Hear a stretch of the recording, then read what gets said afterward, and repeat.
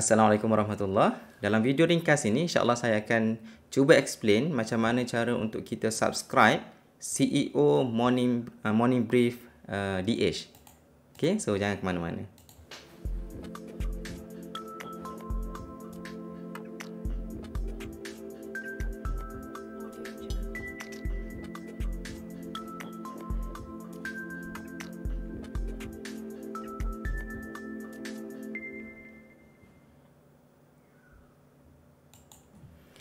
So, antara rutin yang biasa kita akan buat selaku seorang traders ataupun investors adalah kita membaca artikel-artikel ataupun paper yang berkaitan dengan investment. So, antara paper yang bagus lah, yang perlu menjadi rutin kepada kita, yang perlu dibaca setiap hari adalah CEO Morning Brief. CEO Morning Brief ni adalah satu macam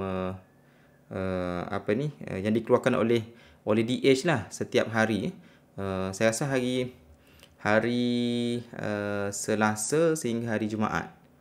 So setiap hari kalau kita subscribe kepada CEO Morning Brief ini, kita akan dapat email dan dalam email tu ada PDF file CEO Morning Brief tersebut lah. So saya akan brief macam mana cara untuk kita subscribe. So senang saja, kita pergi ke browser and then type je CEO Morning Brief. Type je. Okey, kalau perhatikan dekat atas kali ni ada link untuk register for your complimentary copy of DH CEO Morning Brief. So klik dekat sini. Okey, anda tick dekat CEO Morning Brief and then letakkan email. So contohnya saya letak email saya alarifin@gmail.com. Okey. So simple saja. So dia dah accept. Thank you alarifin@gmail.com. Your registration for DH CEO Morning Brief is successful. Maksudnya kita punya subscription kepada CEO Morning Brief ni dah successful lah. So setiap hari kita akan dapat email daripada DH. So contohnya saya tunjuk contoh CEO. Okey, so ini saya punya kopi lah, yang dia akan email biasanya dalam pukul 5, paling lewat pun dalam pukul 6 pagi.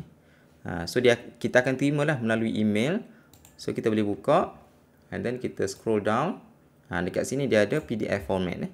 So kita klik saja PDF, kita boleh download.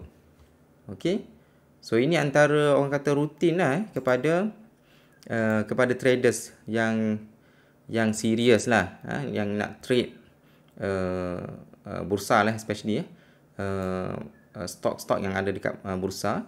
So bacalah. Okey.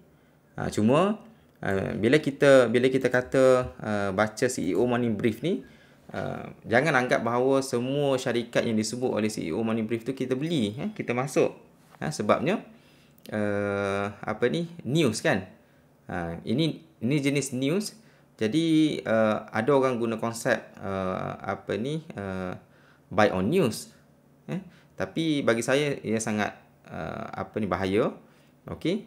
Jadi bukan tujuan kita nak tengok syarikat apa yang disebut oleh CEO Morning Brief dan kita nak beli, tidak. Tapi ini adalah satu rutin bacaan kita untuk kita lihat apa yang berlaku dekat market. Okey. Kita tahulah perkembangan syarikat-syarikat tertentu. Jadi banyak syarikat yang akan disebut dalam CEO Morning Brief berkaitan dengan ekonomi, dia sebut berkaitan dengan apa-apa sahaja isu yang memberi impak kepada ekonomi kita. Jadi ini benda yang perlu menjadi rutin kepada kita lah untuk kita baca. Okey, setiap pagi selepas solat subuh, mungkin selepas baca Quran, sebelum kita pergi kerja mungkin boleh tengok sekejap. Okey. So bagi saya tak perlu baca semua pun. Kita tengok je. Dari segi berita, basically ada dua jenis berita lah. Berita yang khusus berkaitan dengan syarikat. ada berita berkaitan dengan sektor ataupun ekonomi yang mana dia akan impact kepada stok-stok ataupun saham-saham secara indirectly lah. Okey. So katakanlah kita nampak ada berita tentang sektor healthcare contohnya. So kita kena tengoklah counter-counter yang berkaitan dengan healthcare. Okey, itu perbahasan berkaitan dengan cara nak baca news tu perlukan video yang khusus lah. Tapi at least tuan-tuan semua, kita perlu baca. Perlu baca paper-paper ataupun tulisan-tulisan berkaitan dengan ekonomi dan sebagainya. Jadi salah satu daripada rutin yang perlu kita baca, okey, yang saya sendiri praktiskan adalah baca CEO Money Brief. Okey, setiap pagi kita akan dapat email daripada DH.